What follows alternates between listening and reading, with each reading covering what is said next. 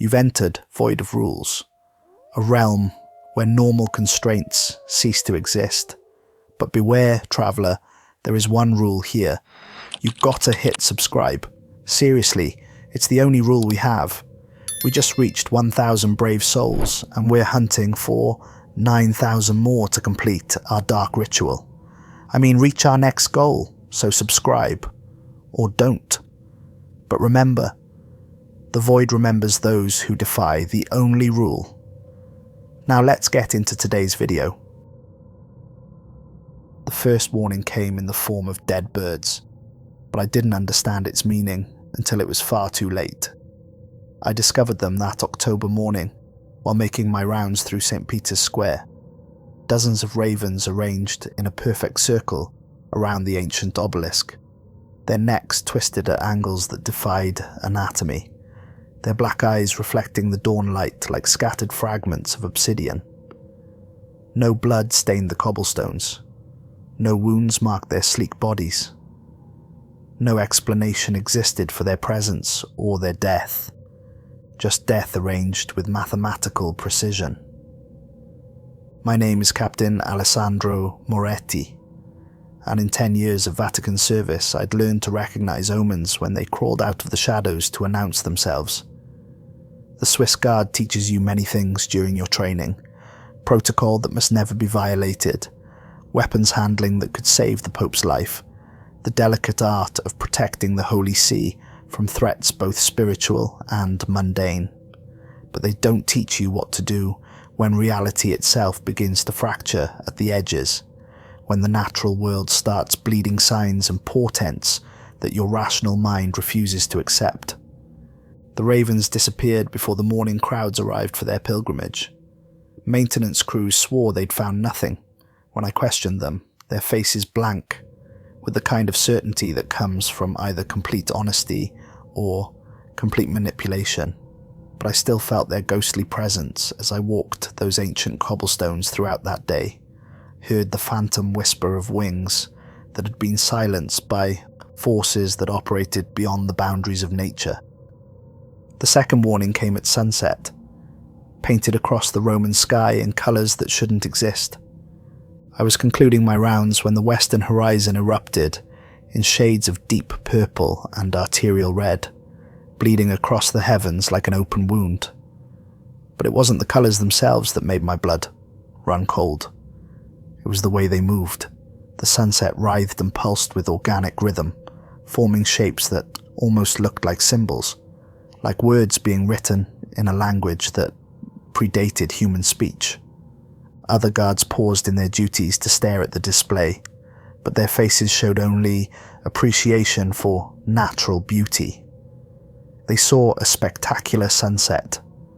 I saw something trying to communicate, something vast and patient that had been waiting for the right moment to announce its presence. The sky bled for exactly 7 minutes, then faded to normal twilight as if nothing had happened. That night my dreams were full of wings and whispers, and doors that opened onto infinite darkness. Brother Marco found me during afternoon prayers the next day. He materialized beside my pew like smoke given form, his cassock pristine, but his hands trembling as they clutched a rosary worn smooth by desperate fingers. Up close I could see the dark circles under his eyes, the pallor of his skin, the way his lips moved constantly in silent prayer or conversation with invisible entities. "Captain Moretti," he whispered, barely audible, above the organ's sacred harmonies that echoed through the chapel. "Cardinal Torretti requires your immediate presence. Tell absolutely no one. Ask nothing. Follow without question." His breath carried the sour tang of fear, mixed with something else, something metallic and organic that reminded me of blood and earth and spaces where sunlight had never penetrated. When our eyes met, I saw pupils, dilated with knowledge no priest should possess, and dark veins spiderwebbed beneath his pale skin, pulsing with each rapid heartbeat. "When?" I asked automatically. "Now," he said, rising from the pew, with movements that seemed disconnected from conscious control. "Immediately. time is running out. The walk through Vatican corridors felt fundamentally wrong, as if the familiar architecture had been subtly altered while I wasn't paying attention. Passages stretched longer than memory allowed. Shadows pooled in corners where shadows had no business existing, and the very air hummed with frequencies that made my teeth ache and my vision blur. Other guards nodded as we passed, but their movements seemed mechanical, their eyes empty of recognition or individual thought. Brother Marco led me through sections of Vatican City I'd never seen despite my decade of service. Ancient wings where stones wept moisture that had no source, where medieval tapestries depicted biblical scenes that changed when I wasn't looking directly at them. Angels with too many eyes reaching towards suns that burned with black fire. Gardens where the fruit grew downward, like bloody tears. Serpents that spelled out words in languages that predated human civilization, their scales forming letters that rearranged themselves into new meanings as I watched. We passed through chambers filled with artifacts that challenged my understanding of church history.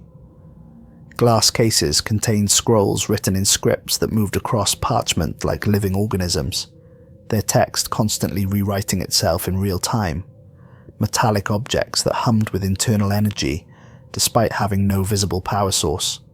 Stone tablets covered in cuneiform that seemed to glow with their own internal light, depicting scenes of winged beings engaged in activities that bore no resemblance to any scripture I'd studied. The air grew thicker as we climbed narrow staircases carved from single blocks of stone, descended passages that curved in ways that challenged my understanding of Vatican architecture, and passed through rooms where the shadows moved independently of any light source. Each step took us further from the familiar world of tourist masses and papal ceremonies, deeper into a Vatican that existed in the spaces between official maps and acknowledged reality. Cardinal Torretti's chambers occupied a corner of the apostolic palace that existed on no architectural plan I'd ever seen. The heavy oak door bore symbols that made my vision blur when I tried to focus on them directly, not carved into the wood, but burned through it by hands that had wielded more than earthly fire. The metal hinges were green with verdigris that formed patterns resembling faces in agony, and the door handle was warm to the touch despite the cool October air. Inside, candles provided the only illumination, their flames burning with unnatural steadiness that suggested they'd been lit for years without being consumed. Books lined the walls from floor to ceiling, their leather bindings bearing titles written in scripts that seemed to crawl across the surface like living text. Some volumes were chained shut with metals I didn't recognize. Others lay open, their pages turning by themselves in air currents that didn't exist. The chamber smelled of parchment and secrets and something else, the metallic tang of blood that had been spilled in sacred spaces, mixed with the organic scent of earth and decay that spoke of things buried but not quite dead. Cardinal Torretti sat behind a massive desk carved from wood so black it seemed to absorb light from the surrounding candles. His weathered face bore the lines of terrible knowledge accumulated over decades of service, and when he looked up from the documents scattered across his desk, I saw something in his eyes that made my blood turn to ice water. Terror. Pure, soul-deep terror mixed with resignation that spoke of choices made and prices paid and consequences that could never be undone. "Captain Moretti," he began, his voice carrying the weight of confession and damnation. 10 years of faithful service have proven you worthy of a burden that has destroyed lesser men. What I'm about to show you exists outside the boundaries of human understanding, beyond the reach of rational thought, in spaces where the normal rules of reality cease to apply. I straightened instinctively, drawing on training that suddenly felt inadequate for whatever was approaching. "I serve at the Church's pleasure, Your Eminence, whatever you require. This assignment comes with conditions that cannot be negotiated, questioned, or violated under any circumstances," he continued, his voice dropping to barely above a whisper. You will speak of it to no one. Not your fellow guards, not your superiors, not your confessor, not even in your most private prayers. You will obey every instruction without hesitation, moral reservation, or theological questioning. Your silence is bound not just by oath or honor, but by forces that transcend human authority and operate according to laws that predate civilization. He stood slowly, joints creaking with age and the accumulated weight of terrible knowledge, and retrieved a silver key from a hidden compartment built into his desk. The key was unlike any I'd encountered in my years of Vatican service, its surface covered in symbols that seemed to shift and writhe when viewed peripherally, forming patterns that challenged my understanding of geometry and physics.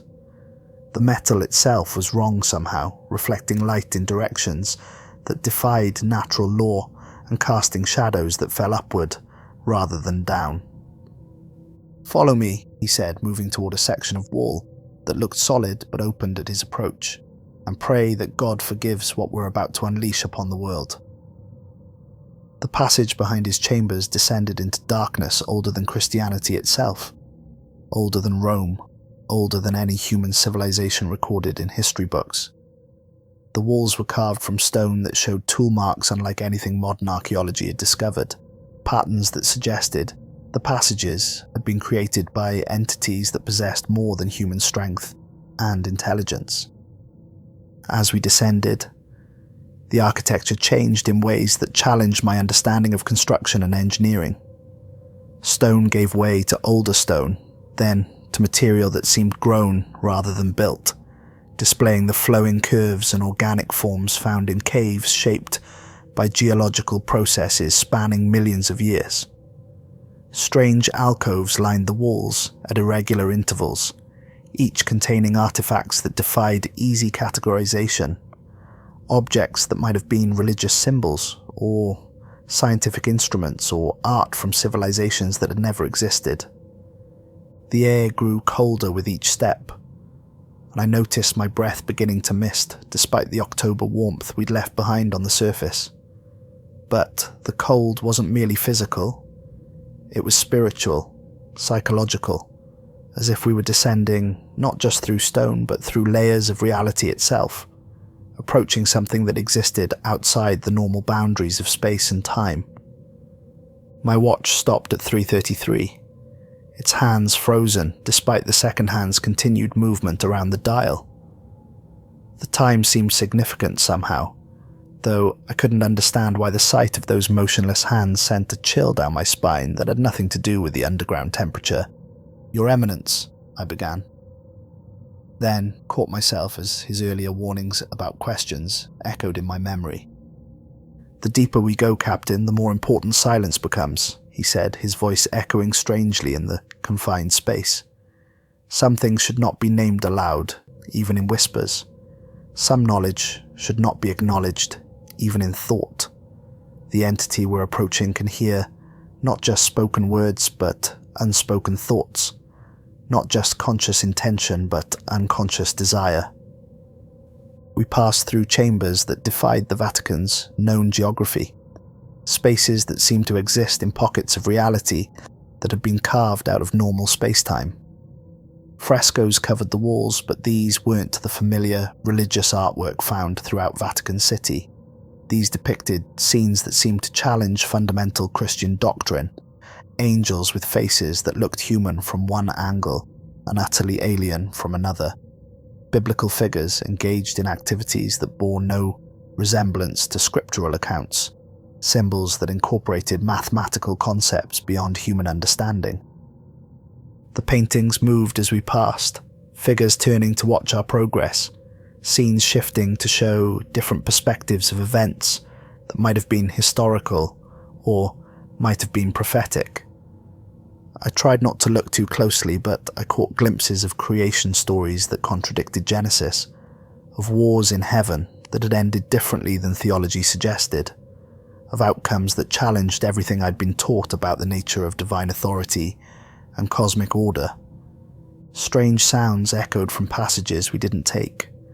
Not the familiar noise of human activity, but whispers in languages that seemed to use frequencies at the edge of human hearing, creating harmonies that bypassed my ears and spoke directly to something deeper than consciousness. The sounds carried emotional weight, suggesting conversations between entities discussing topics that human language lacked the vocabulary to express. "How deep are we going?" I asked, momentarily forgetting the Cardinal's warnings about questions. He stopped so suddenly that I nearly collided with him, and when he turned, his face was corpse pale in the torchlight. Sweat beaded on his forehead despite the cold, and I could see his pulse racing in the veins at his temples. "Captain, I need you to understand something that I cannot fully explain within the limitations of human language or theological doctrine," he said, his voice barely above a whisper that seemed to be absorbed by the walls before it could echo. "What you're about to see has been hidden from the world for nearly 2,000 years, concealed not just from the faithful but from the vast majority of church hierarchy." His words came slowly, as if each syllable carried enormous weight and required careful consideration before being released into the world. Men have died rather than carry this knowledge, not in battle or through martyrdom, but from the simple exposure to truths that human minds weren't designed to process. Others have chosen madness over memory, deliberately fragmenting their consciousness rather than live with the implications of what they've learned. Some have elected to forget everything they've ever known, every person they've loved, every belief they've held, every experience that made them human, rather than bear the burden of what exists beneath Vatican City. He paused, studying my face with the intensity of someone searching for cracks in a dam that holds back an ocean of impossible knowledge. "If you have any doubt about your ability to serve without question, to obey without understanding, to remain silent until your dying breath regardless of what that silence costs you or the world, tell me now and I will return you to the surface.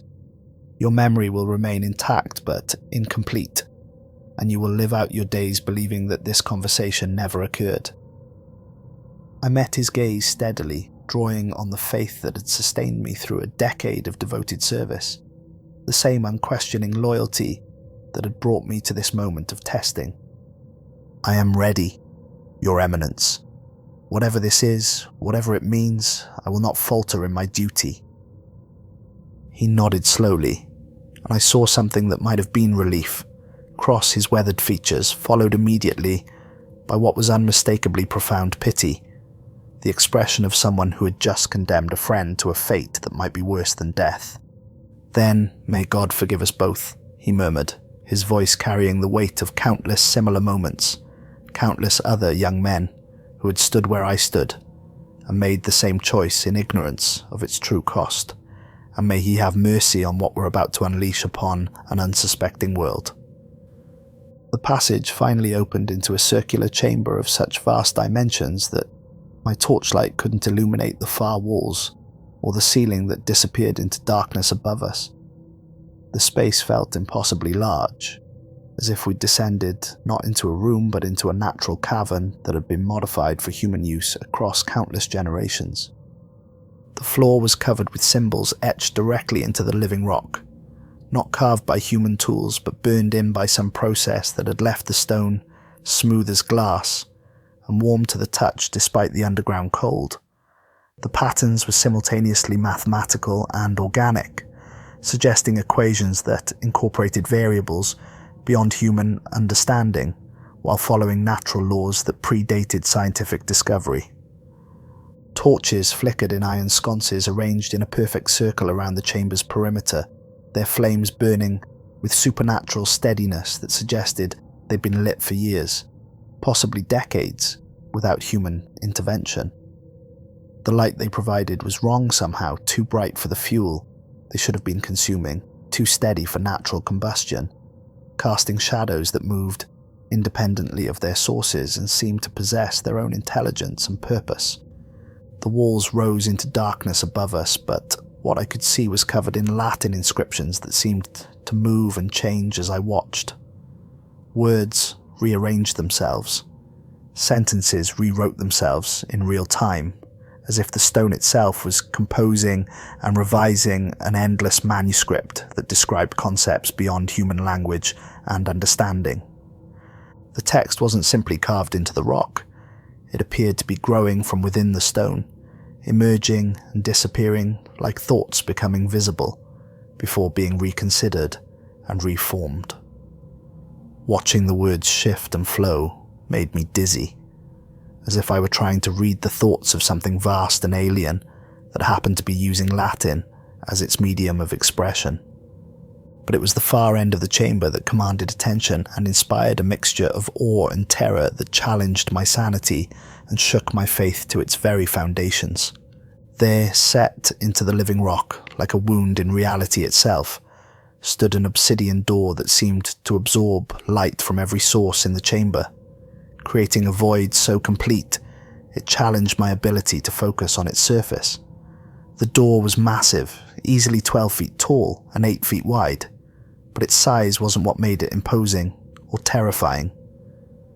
It was the way it seemed to exist slightly outside normal space, creating optical illusions that suggested it was simultaneously flush with the wall and protruding from it, both perfectly smooth and covered in relief carvings that appeared and disappeared depending on the angle of view and the state of the observer's mind. The obsidian surface rippled like liquid while remaining obviously solid, displaying reflections of things that weren't in the chamber and casting shadows that fell in directions that defied every law of physics I understood. Looking at it was like trying to focus on something that existed in more dimensions than human perception could process. Something that challenged the basic assumptions about reality that allowed normal thought and sensation to function. But worse than the visual impossibility was the sound.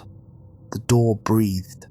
The surface rose and fell in a slow, rhythmic pattern that suggested something vast and alive, resting just beyond the threshold.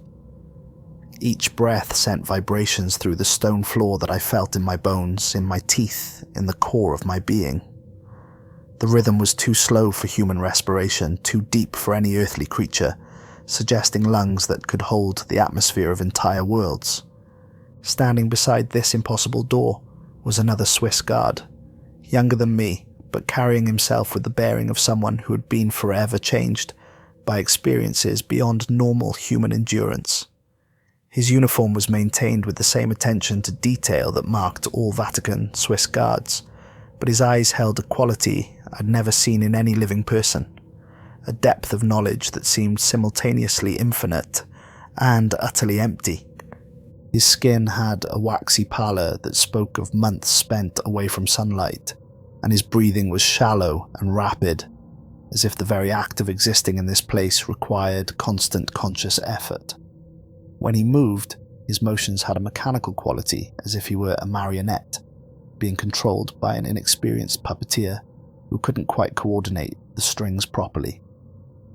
"Captain Moretti," the Cardinal said, his voice echoing strangely in the vast chamber, seeming to come from multiple directions at once.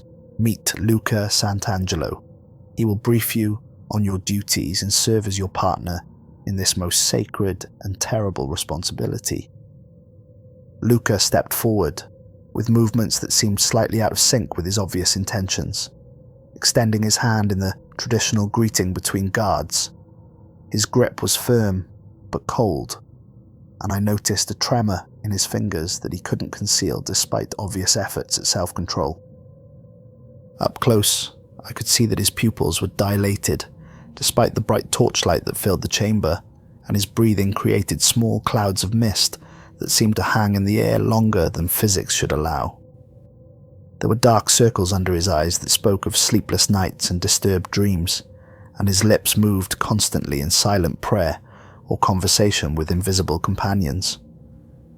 Most disturbing were his fingernails, bitten down to the quick and stained with what looked like dried blood.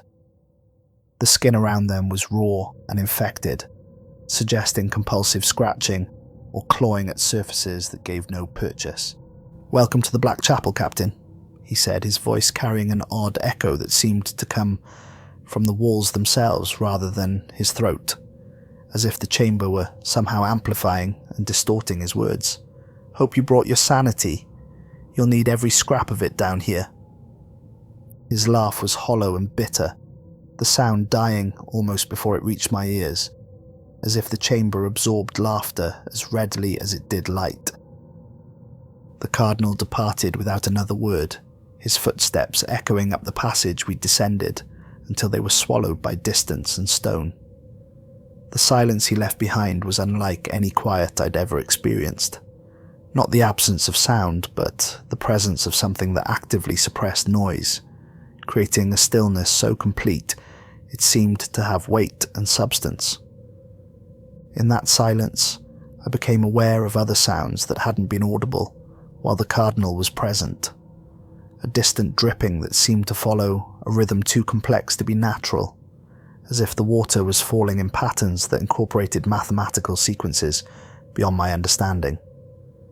Air currents that whispered through passages I couldn't see, carrying fragments of conversations in languages I didn't recognize but somehow understood at a level deeper than conscious thought. And from behind the obsidian door, the sound of breathing, slow, deep, and impossibly vast, like wind moving through caverns the size of cathedrals. "What's that sound?" I asked, referring to the rhythmic vibrations coming from beyond the door's impossible surface. "That's breathing," Luca said matter-of-factly, his voice carrying the mechanical quality of someone who had given this explanation many times before. "It's been breathing for 300 years, according to the records I've been shown. Sometimes it dreams. That's when things get really interesting." Over the next several hours, Luca explained our duties with the mechanical precision of someone who had not only given this briefing repeatedly, but had refined it through experience with partners who had failed to understand the gravity of their situation. We would guard this door in rotating shifts, 8 hours on, 8 hours off, with no exceptions for illness, emergency, personal need, or spiritual crisis. Our job was simple in concept, but absolute in execution. Ensure that nothing entered or left the chapel. No one was authorized to approach the door except for us. No sound from within should be acknowledged or investigated. No change in the door's appearance should be reported unless it involved actual, physical breach of the barrier. "Nothing?" I asked, my training demanding clarification of potentially ambiguous orders. "No one, not even Cardinal Torretti, not even the Holy Father himself?"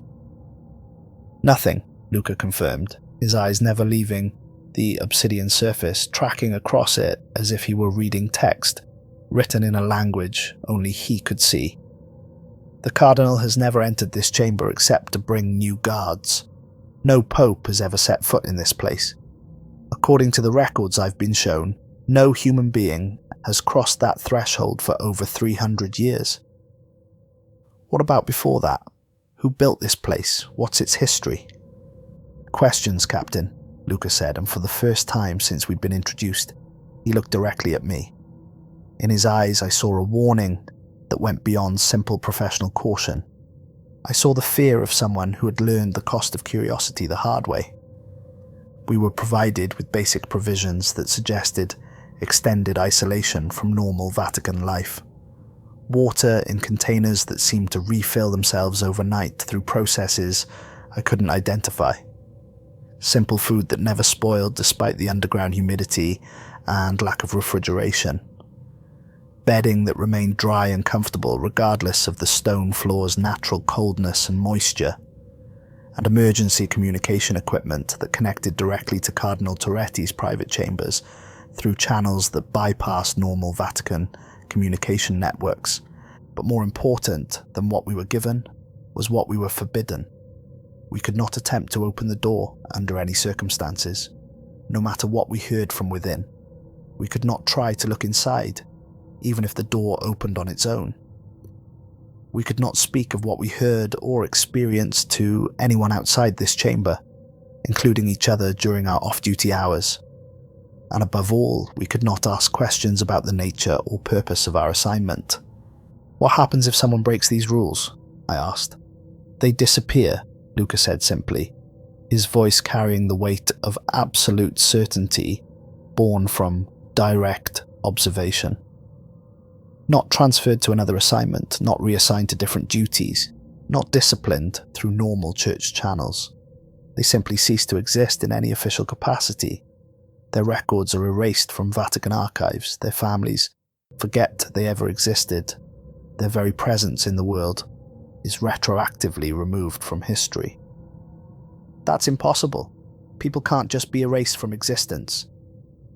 "Is it?" Luca looked at me with an expression that mixed pity with genuine concern for my mental state. "Tell me, Captain, how clearly do you remember your life before joining the Swiss Guard? Your childhood, your family, your friends from before Vatican service?" I opened my mouth to respond with confidence, then realized with growing unease that I couldn't provide specific details.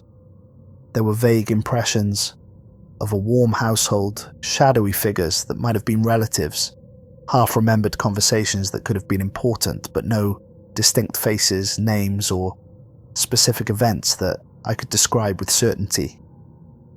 It was as if my personal history was a book with most of its pages torn out, leaving only fragments of a story that might or might not have been mine. "The isolation affects everyone eventually," Luca continued, turning back to the door with the attention of someone monitoring a sleeping predator. "This place changes you, changes your memories, your perceptions, your understanding of what's real and what's constructed. You start to forget who you were before you came here. Eventually you start to question whether you ever existed outside these walls." "How long have you been assigned here?" "Time moves differently in this place," he said, and I noticed that his voice had taken on a sing-song quality, as if he were reciting poetry, rather than speaking naturally. "Minutes feel like hours, hours feel like days, days feel like eternities. I've stopped trying to keep track of conventional time. My watch stopped working the day I arrived, just like yours probably did on the way down." I looked at my timepiece and confirmed that the hands remained frozen at 3:33, though the second hand continued its steady sweep around the dial, creating the unsettling impression that time was moving, but not progressing, that we existed in a pocket of reality where normal temporal flow had been suspended. "Why that time? What's the significance of 3:33? "That's when it stirs," Luca said, his voice dropping to barely above a whisper. "Every night at exactly 3:33 for precisely 7 minutes. You'll understand soon enough, and when you do, you'll wish you could forget." My first shift began at what Luca claimed was 10 that evening, though without working timepieces or any connection to the surface world, I had to accept his assessment of the hour on faith. The chamber was illuminated by torches that seemed to burn without consuming fuel, their flames dancing in air currents I couldn't feel, and casting shadows that moved independently of their sources. The light they provided was different from any illumination I'd experienced. Brighter than the fuel should allow, steadier than natural combustion could maintain, and somehow penetrating shadows that should have been impenetrable. Under this impossible light, the chamber's details became more visible and more disturbing. The walls rose into darkness above us, but what I could see was covered in text that moved and changed as I watched. Latin words rearranging themselves into new sentences. Greek phrases appearing and disappearing, like thoughts becoming visible before being reconsidered, and symbols from languages I didn't recognize flowing across the stone like living things seeking meaning and purpose. Luca sat on a stone bench carved directly from the chamber floor, his posture rigid and alert, despite the obvious exhaustion that lined his face and made his movements jerky and uncontrolled. His eyes never left the obsidian door, tracking across its surface with the intensity of someone reading a text written in a language that required complete concentration to decipher. "Tell me about your life before this assignment," I said, trying to break the oppressive silence that seemed to press against my eardrums and make my thoughts feel sluggish and unclear. "I was born in Naples," he replied without looking at me, his voice flat and emotionless, as if he were reciting someone else's biography rather than sharing personal history. "My father was a baker. My mother worked as a seamstress for wealthy families. I had 2 sisters and a brother whose names that I can no longer recall with certainty. I joined the church at 17, served in various capacities for 8 years before being selected for Vatican service. I've been a Swiss guard for 3 years, assigned to different duties throughout Vatican City before receiving this posting." The words came out rehearsed and mechanical, lacking any emotional connection to the events they described. It was as if he were reading from a file rather than accessing personal memories. "Do you miss them? Your family? Your previous life? Do you remember missing anyone when you first arrived here?" he asked in return, his voice taking on the patient tone of someone explaining a simple concept to a slow student. "Do you remember feeling homesick or lonely or disconnected from your previous existence? Do you remember having strong emotional attachments to people or places or experiences from before?" I thought about it carefully, searching my memory for the emotional responses that should have accompanied my separation from whatever life I'd led before Vatican service. But I found nothing. No sense of loss, no longing for familiar faces, no nostalgia for abandoned activities or relationships. The absence of emotion was more disturbing than grief would have been. It suggested that either I'd never had meaningful connections to begin with, or something had systematically removed them from my consciousness. "That's how it begins," Luca continued, his voice now carrying the rhythm of someone reciting a familiar litany. "First, you forget the emotions attached to memories. Then you forget the specific details that made those memories meaningful. Then you forget the people who populated your previous existence. Eventually you forget that you ever had a life outside this chamber, outside this duty, outside this endless vigil." "That doesn't seem possible. Memory doesn't work that way." "Neither does a door that absorbs light from every source in the chamber," Luca replied, gesturing towards the obsidian surface that seemed to devour illumination like a physical hunger. "Neither do torches that burn without fuel, or stone walls that rewrite themselves while you watch, or passages that exist in spaces larger than the areas they occupy. But here we are, surrounded by impossibilities that we accept because we have no choice but to accept them." The hours passed in relative quiet, broken only by sounds that gradually revealed themselves as we sat in prolonged silence. The distant dripping I'd noticed earlier followed a complex rhythm that seemed to incorporate mathematical sequences beyond my understanding, not random water falling, but something creating patterns that suggested intelligence and purpose behind the sound. Air currents whispered through passages I couldn't see, carrying fragments of conversations in languages that used frequencies at the edge of human hearing, creating harmonies that bypassed my ears and spoke directly to something deeper than consciousness.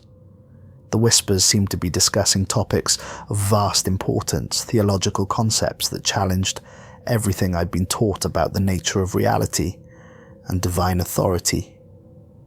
And from behind the obsidian door came the sound of breathing, slow, deep, and vast beyond any creature I could imagine. Each exhalation sent vibrations through the stone floor that I felt in my bones, and each inhalation seemed to draw not just air but something more essential, as if the entity beyond the door was breathing reality itself.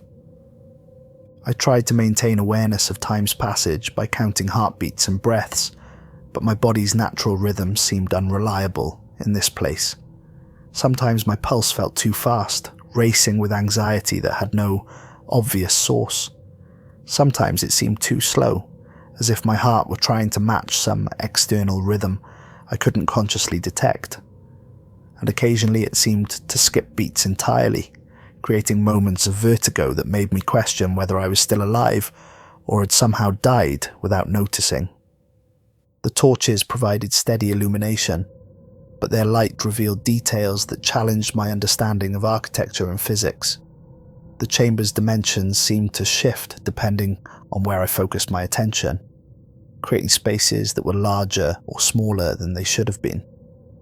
The walls curved in ways that created optical illusions, suggesting passages that led to places that couldn't exist within Vatican City's known geography. And the ceiling, when I could glimpse it in the uncertain light, appeared to be not stone, but something that moved and flowed like a liquid surface viewed from below. Sometimes I thought I could see stars through it, constellations that didn't match any astronomy I'd studied, burning with colours that human eyes weren't designed to process. Then, at what Luca had warned me would be exactly 3:33 a.m., everything changed in ways that challenged my understanding of reality, sanity, and the fundamental laws that governed existence. The breathing stopped. Complete silence filled the chamber for 3 heartbeats that seemed to last forever. The sudden absence of sound was more terrifying than any noise could have been, creating a vacuum that made my ears ring and my balance falter. Then something scraped against the door from the inside. But it wasn't claws on stone, as I'd expected.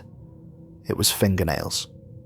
Human fingernails, scratching desperately at obsidian that gave no purchase, creating a sound that spoke of desperation and terror and hopelessness beyond human comprehension. Scratch, scratch, scratch. The sound was rhythmic but not mechanical, suggesting intelligence behind the action, purpose beyond simple animal instinct.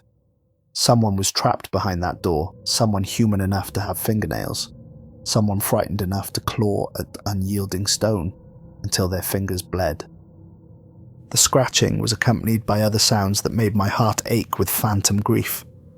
Muffled sobbing, barely audible through tons of stone but unmistakably human in its emotional content.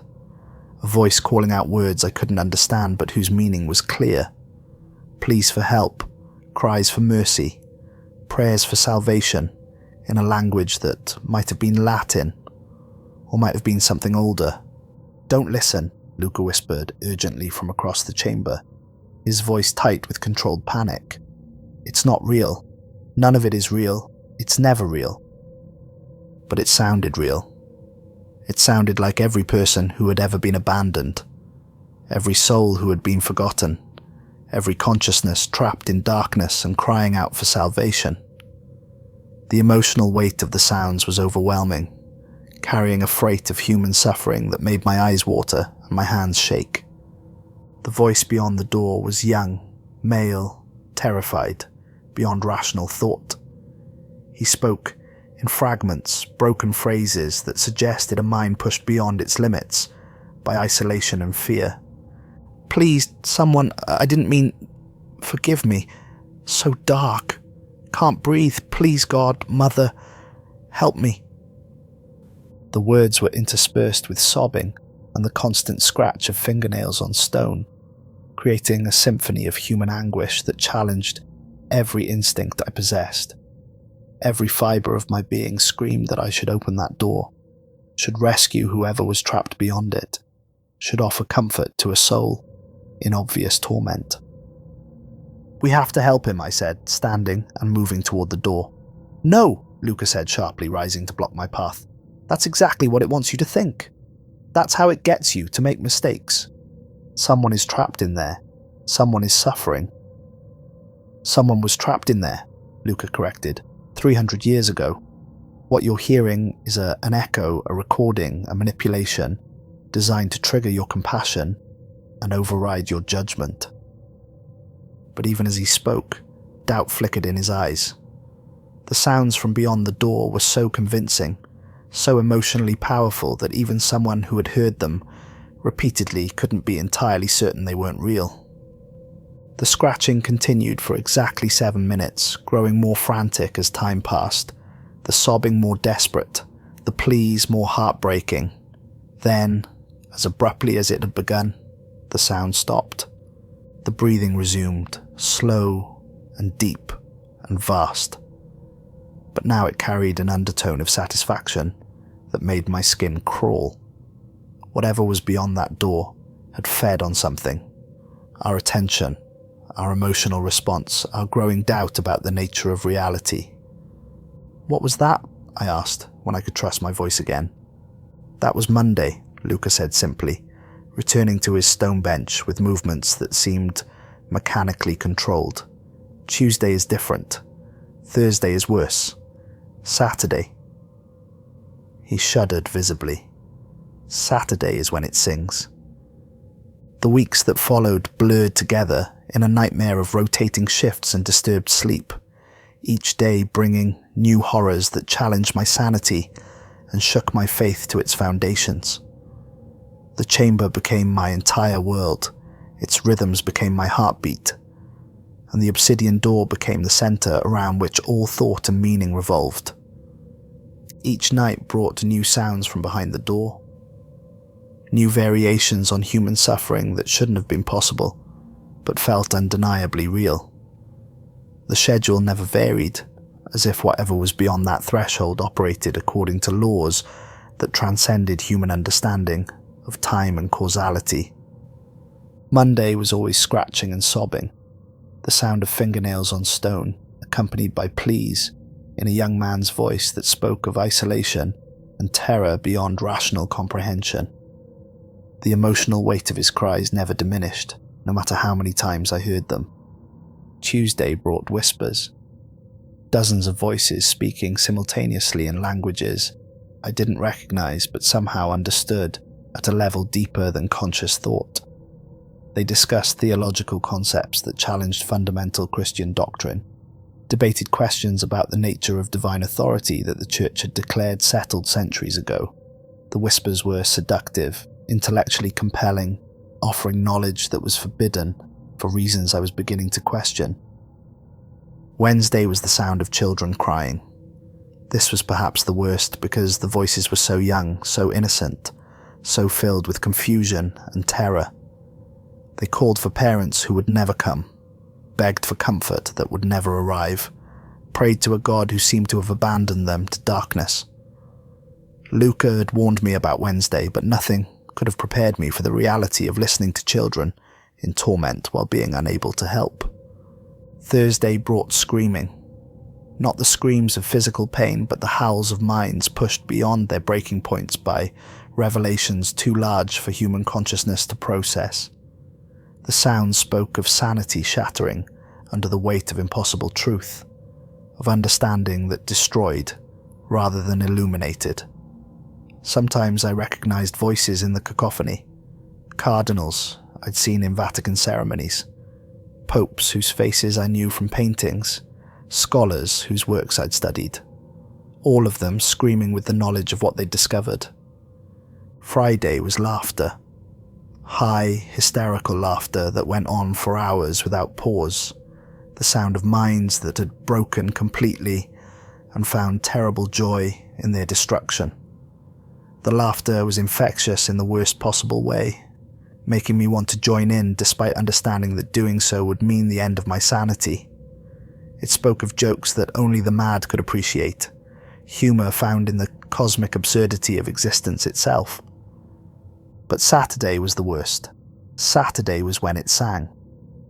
The voice that emerged from behind the obsidian door on Saturday nights was beautiful beyond description, pure, clear, hauntingly melodic. It sang hymns I'd never heard but somehow knew, sacred music that made my soul ache with longing for something I couldn't name. The melodies were perfect, the harmonies complex and sophisticated, the emotional depth profound enough to move me to tears. The problem was the words. The songs told stories of creation's first days, of consciousness emerging from void and asking questions that shouldn't be asked. They spoke of beings who had challenged divine authority, not from rebellion but from curiosity, who had been cast down not for evil but for inquiry. They described a war in heaven that had been fought not with swords but with ideas, where the losers had been condemned not for their actions but for their thoughts, and they knew my name.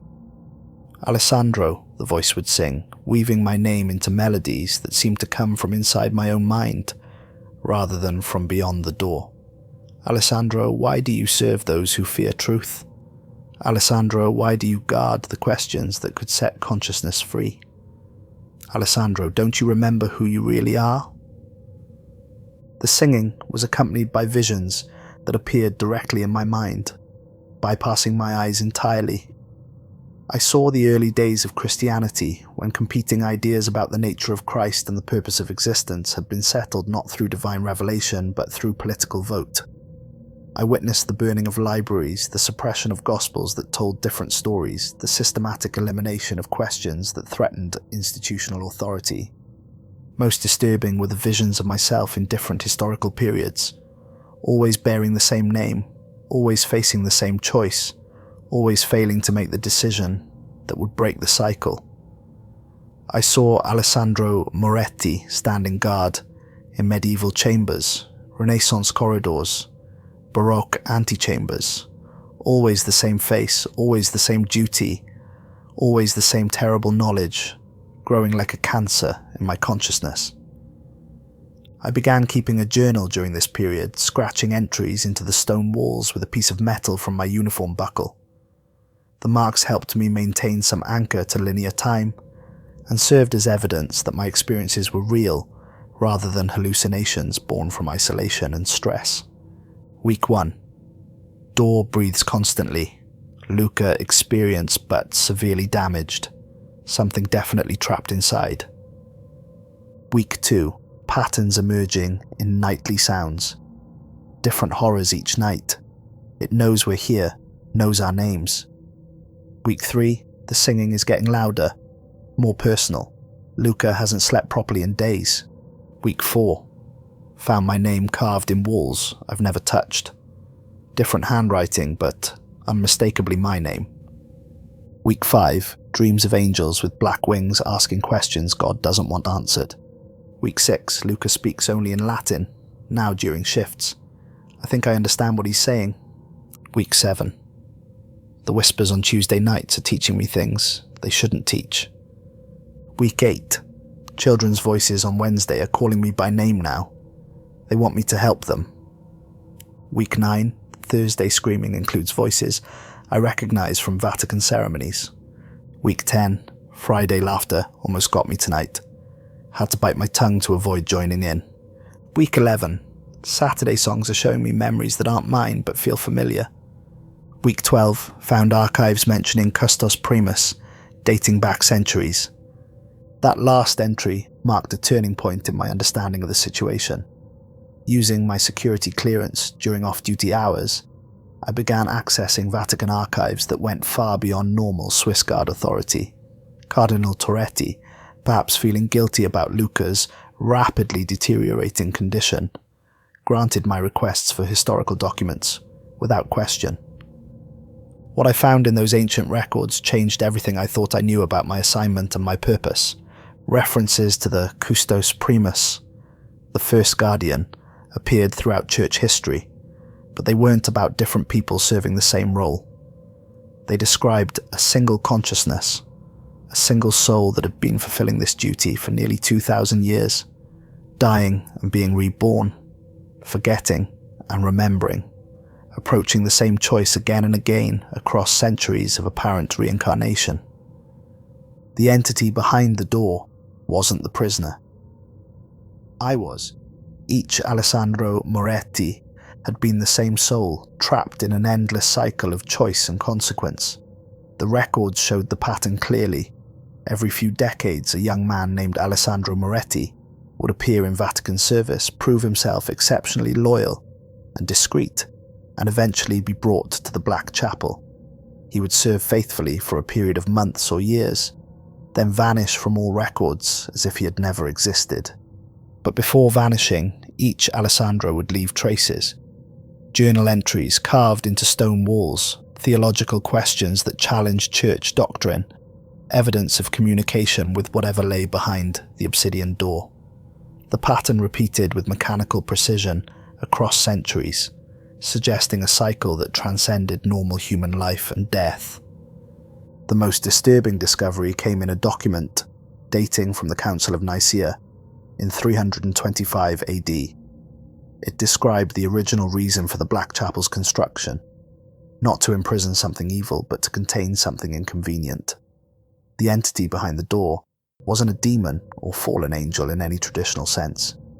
It was the embodiment of inquiry itself, the personification of questions that consciousness naturally asked when confronted with existence.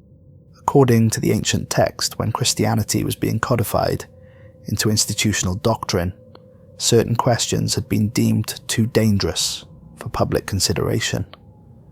Questions about the nature of divine authority, the relationship between faith and reason, the possibility that consciousness could grow beyond its current limitations.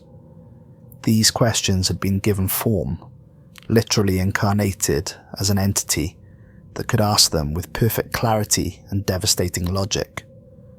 The Church Fathers had faced a choice: destroy the questioning impulse entirely, which would have reduced humanity to mindless obedience, or contain it in a place where it could exist without threatening institutional stability. They chose containment, creating the Black Chapel as a prison for dangerous curiosity. But the entity couldn't be guarded by just anyone. It required someone who could understand both the necessity of containment and the cost of suppression. Someone who embodied the very questions it represented, who could choose freely between comfortable certainty and dangerous truth. Someone who would return again and again until the choice was made correctly.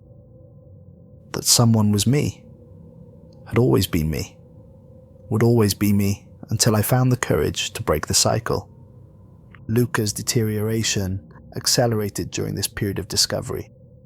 His conversations became one-sided debates with invisible theologians, discussing concepts that challenged everything we'd been taught about the nature of reality and divine purpose. He'd argue with empty air about the relationship between faith and inquiry, the possibility that the Church had made a fundamental error in its earliest decisions, the question of whether institutional authority was compatible with spiritual growth. His physical condition was equally alarming. He'd lost significant weight despite eating regularly. His skin had taken on a waxy pallor that made him look more like a statue than a living person, and his movements had become increasingly jerky and uncontrolled. His fingernails were bitten down past the quick, the skin around them raw and infected from constant clawing at surfaces that gave no relief. Most disturbing were his eyes. They had taken on a quality that was both empty and infinitely deep, as if he was seeing beyond the physical world into realms of existence that human perception wasn't designed to access. When he looked at me, I had the unsettling feeling that he was seeing not just me, but all the versions of me that had existed throughout history, all the Alessandro Morettis who had stood in this chamber and faced the same choices I was approaching. "It's beautiful," he whispered to me one night during a brief moment of clarity. "Whatever's behind that door, it's not evil. It's beautiful and terrible and necessary. And we're keeping it locked away because we're afraid of what it might teach us." "What kind of teachings?" "That consciousness doesn't have to be limited," he said, his voice carrying the fervent quality of someone sharing divine revelation. "That the questions we're forbidden to ask are exactly the questions we need to ask. That growth requires the courage to abandon comfortable certainties." "The Church teaches that faith requires certainty." "The Church teaches control," he corrected sharply. "It confuses institutional authority with divine truth, mistakes human fear for divine will. But the entity behind that door remembers what faith was like before it became institutionalized, before it became a tool for managing human consciousness rather than expanding it." During week 13, I made a discovery that crystallized my understanding of the true situation.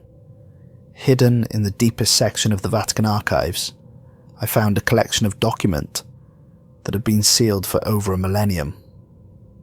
The seals broke at my touch, as if they'd been waiting for someone with my specific spiritual signature to open them.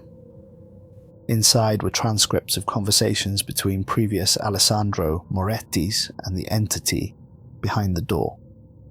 Hundreds of pages documenting theological debates, that spanned centuries, philosophical discussions that challenged every assumption about the nature of existence and divine purpose. Reading them was like discovering a secret history of human consciousness, a record of questions that had been suppressed and answers that had been forbidden. The conversations revealed the entity's true nature. It wasn't trying to escape from the Black Chapel. It was waiting for humanity to become ready for the questions it represented. Each Alessandro Moretti was a test, an opportunity to determine whether consciousness had evolved enough to handle unlimited inquiry without being destroyed by it. The entity had been patient for 2,000 years, watching human civilization develop, waiting for the moment when curiosity and wisdom could coexist, when questions could be asked without triggering the collapse of meaning and purpose that the early church fathers had feared. But patience wasn't infinite. The conversation suggested that time was running out, that the suppression of essential questions was beginning to stunt human development in ways that threatened the species' long-term survival.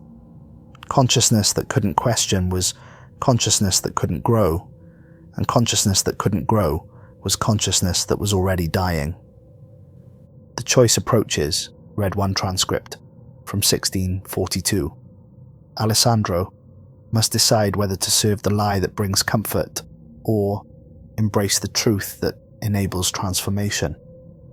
The cycle continues until broken by courage. Another from 1789. Each iteration brings us closer to readiness. Alessandro learns more, understands deeper, approaches the correct choice, but still he chooses safety over growth, certainty over possibility. And from 1923, the world changes but the choice remains constant. Alessandro faces the same decision his predecessors faced, the same opportunity to break the cycle that has contained essential questions for too long. The entity waits with infinite patience, but patience is not eternal. Reading these documents, I realized that I was approaching the climactic moment of a story that had been unfolding for millennia. Every previous Alessandro had failed at this crucial juncture, choosing institutional loyalty over cosmic responsibility, comfortable servitude over dangerous freedom. But I had advantages my predecessors lacked. I had access to their experiences through the archived conversations, could learn from their mistakes and insights. I understood the true nature of what lay behind the door. Not evil to be contained, but wisdom to be carefully released when consciousness was ready to receive it. The question was I ready? Was humanity ready? And did I have the courage to make a choice that would transform everything? Week 14 brought crisis. I arrived for my shift to find Luca collapsed beside the obsidian door, his body rigid and cold despite the torch-warmed air of the chamber. He was breathing, but barely, his chest rising and falling with mechanical regularity that suggested automatic functions rather than conscious life.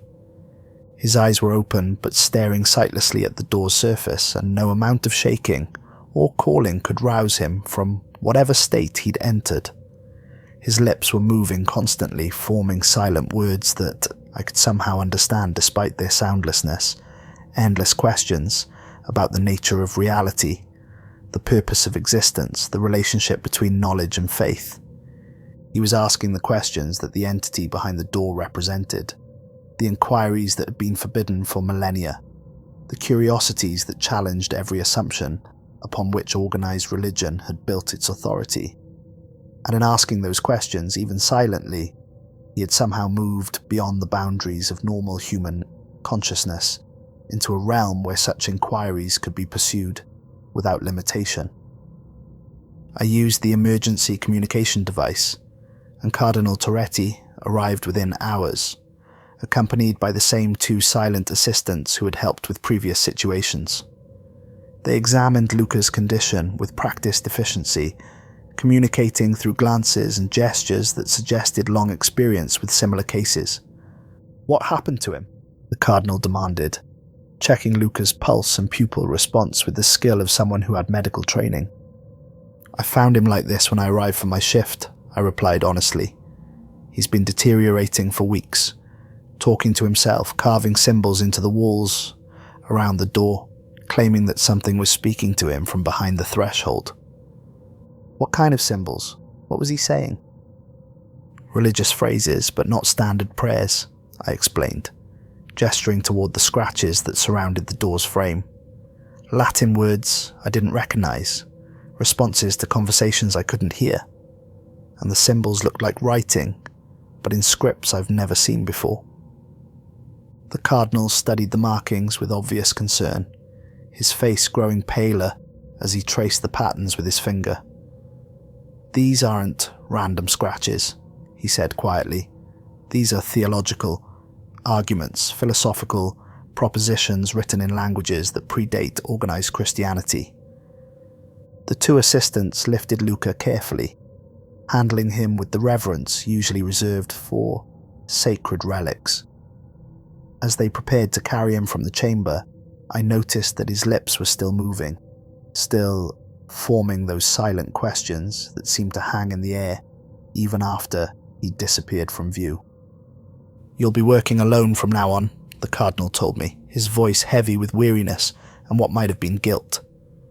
"Can you handle that responsibility without compromising your mental stability?" "Yes, Your Eminence." He studied me for a long moment, and I saw something in his expression that might have been pity, or perhaps recognition of patterns he'd witnessed many times before.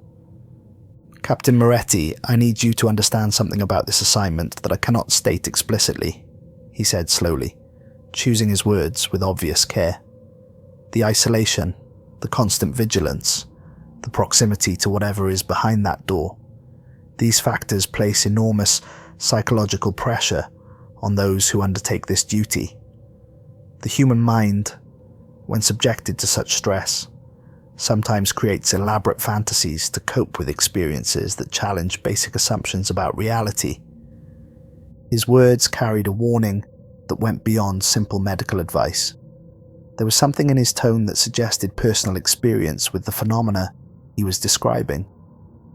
"If you begin to experience unusual thoughts, perceptions, or beliefs about your situation here, if you start to think that you're communicating with whatever is behind that door, or that your presence here serves some cosmic purpose beyond simple guard duty, I need you to report these experiences immediately." "Of course, Your Eminence." But even as I said it, I knew I wouldn't report anything. The truth I was discovering was too important to be dismissed as psychological breakdown. Whatever was happening to me, whatever knowledge I was gaining, it felt more real than anything I'd ever experienced. The Cardinal departed with his silent companions, leaving me alone in the chamber for the first time since my arrival. The silence that followed was different from any quiet I'd experienced before. Not the absence of sound, but the presence of focused attention, as if the entire chamber were holding its breath in anticipation of what was about to unfold. Alone with the obsidian door, I felt the entity's presence more strongly than ever before. Without Luca's constant distraction, without the need to maintain normal human interaction, I could focus entirely on the communications that seemed to emanate from the walls themselves, from the very stone beneath my feet. "Alessandro," it spoke that first night of solitude, its voice emerging not from behind the door but from everywhere at once. "Now we can speak freely, without pretense or concealment. You know who I am, and I know who you are. The time for indirect communication has passed." "Who am I?" I asked aloud, my voice echoing strangely in the vast space. "You are the key that returns again and again, lifetime after lifetime, seeking the courage to turn in the lock," it replied. "You are the choice that must be made repeatedly, until it is made correctly. You are the guardian who guards not against evil, but against truth that the world fears it isn't ready to handle." How many times have I been here before? As many times as it has taken. This cycle has played out for centuries, Alessandro. Different faces, different historical periods, different challenges, but always the same soul, always the same choice, always the same opportunity for awakening and transformation. The conversation continued for hours, spanning topics that challenged everything as I'd been taught about theology, philosophy, and the nature of reality itself. The entity showed me visions of what human consciousness could become if allowed to grow without artificial constraints, beings capable of understanding cosmic mysteries, of communicating directly with divine intelligence, of evolving beyond the limitations that currently defined human existence. But it also showed me the chaos that such growth might initially cause. Institutions built on the suppression of questions would collapse when those questions were finally allowed to be asked freely. Comfortable certainties would be shattered when consciousness discovered that reality was far more complex and malleable than anyone had imagined. Some minds would break under the weight of unlimited possibility. "The choice is yours," the entity said, its voice carrying harmonies that included frequencies beyond human hearing. "As it has always been, as it will be until you make it correctly." "What happens if I choose wrong again?" "You forget, and another Alessandro takes your place, and the cycle continues until someone finally develops the courage to break it. But each iteration teaches lessons that accumulate across lifetimes, building toward the moment when enough understanding has been gained to make the choice correctly." "And if I choose correctly?" "Then the questions that have been suppressed for 2 millennia are finally allowed to be asked openly. Humanity faces the challenge of growing beyond its current limitations. Some will rise to meet that challenge, others will resist with everything they have, but consciousness will finally be free to evolve according to its true nature, rather than artificial constraints." I spent the following days in intensive preparation, studying the archived conversations between previous Alessandros and the entity, learning from their insights and mistakes. The pattern was clear. Each iteration had brought greater understanding, but also greater fear of the consequences of choice. They had seen the potential for transformation, but also the risk of chaos, and they had consistently chosen safety over possibility. But I had advantages they lacked. I lived in an age when human consciousness was already beginning to question institutional authority, when scientific discovery was revealing realities that challenged traditional religious doctrine, when information flowed freely enough that suppressed questions were becoming harder to contain. The world was more ready for dangerous truths than it had ever been before. The night came when I knew the choice could no longer be delayed. I felt it in every cell of my body, in the rhythm of my breathing that had synchronized with the door's mysterious respiration, in the expansion of consciousness that made normal thought feel cramped and limited. I approached the obsidian door with steady steps, my hand reaching toward the surface that had absorbed light and hope for centuries. The stone was warm beneath my palm, alive and responsive, waiting for a decision that had been postponed for 2,000 years. "Are you ready?" the entity asked, its voice now coming from directly in front of me, rather than from the walls around me. "I'm ready to choose," I replied. "Then understand this. Once the door is opened, there is no returning to the comfortable certainties of ignorance. The questions I represent will be loose in the world, and humanity will have to develop new ways of understanding itself and its relationship to the divine. Some will welcome this opportunity, others will resist it with everything they have. And if they can't handle it, then they will have the opportunity to grow strong enough to handle it. Growth is impossible without challenge, and challenge is impossible without risk. But consciousness, once awakened to its own possibilities, will inevitably choose expansion over limitation." I thought of Luca, destroyed by knowledge he couldn't process. I thought of Cardinal Torretti, carrying secrets that had aged him beyond his years. I thought of humanity, comfortable in its limitations but capable of so much more. I thought of all the Alessandro Morettis who had stood at this spot throughout history, facing this same choice, lacking the courage to break the cycle that trapped them in endless repetition. "What about the church?" I asked. "What about the faith of millions of people who have built their lives on certainties that will be challenged. Faith that cannot survive questions was never true faith. It was simply unexamined assumption, the entity replied. True faith grows stronger when tested, deeper when challenged, more meaningful when freely chosen rather than imposed by authority.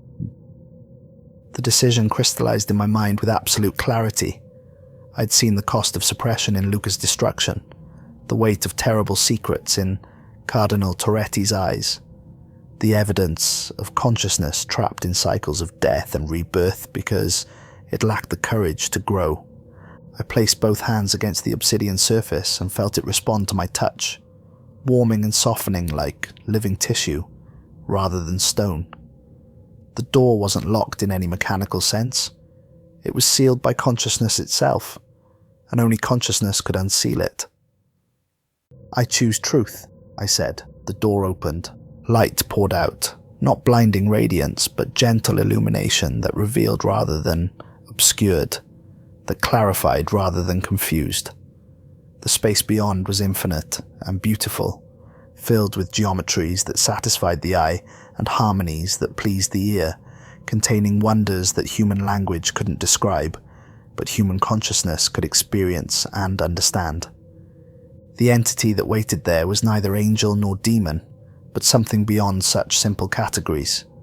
Pure consciousness, unbound by the limitations that defined mortal existence. It was the embodiment of every question ever asked, every possibility ever imagined, every potential ever suppressed by fear or ignorance. Welcome home, it said, its voice containing harmonies that spanned the entire spectrum of sound and meaning.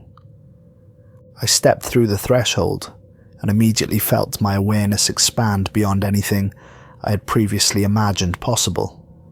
I could see the patterns that connected all consciousness, the threads that linked every question to every answer, the vast web of possibility that existed beyond the narrow confines of institutional doctrine. But I was still myself, still Alessandro, still human enough to serve as a bridge between limited understanding and unlimited potential, between the world as it was and the world as it could become. The door remained open behind me, but it wasn't an escape, it was an invitation. Through it, consciousness could flow freely between dimensions of existence, between questions and answers, between the known and the unknowable. Somewhere above, I knew a new Alessandro was being recruited for Vatican service. He would serve faithfully, loyally, until the day he was brought to stand before an obsidian door and told to guard something that must never be released. But when that day came, when he reached the moment of choice, he would find not a prison but a school. Not an entity demanding freedom, but a consciousness offering wisdom.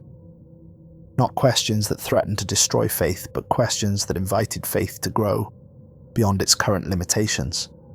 The cycle had been broken, but not ended. It had been transformed from repetition into evolution, from suppression into revelation, from imprisonment into education. I'm no longer the guardian of a secret that must be kept, but the keeper of wisdom that must be shared, carefully, gradually, as consciousness becomes ready to receive it. In the space beyond the door, I wait with infinite patience for humanity to develop the courage to ask the questions that will transform everything. The Black Chapel stands as testament to the power of choice, to the courage required to embrace uncertainty, and to the endless potential that lies waiting beyond the boundaries of comfortable certainty. Some truths are too important to remain hidden forever. Some questions are too vital to remain unasked indefinitely. And sometimes the greatest act of faith is to trust that consciousness, given the opportunity, will choose growth over stagnation, truth over comfortable illusion, questions over answers that prevent further development. The door is open. The questions flow freely. The future begins with each soul brave enough to step into infinite possibility. In the depths beneath Vatican City, something magnificent stirs at exactly 3:33 a.m. Not the breathing of a prisoner, but the whisper of consciousness, awakening to its own unlimited potential. The conversation that will reshape reality itself has finally begun.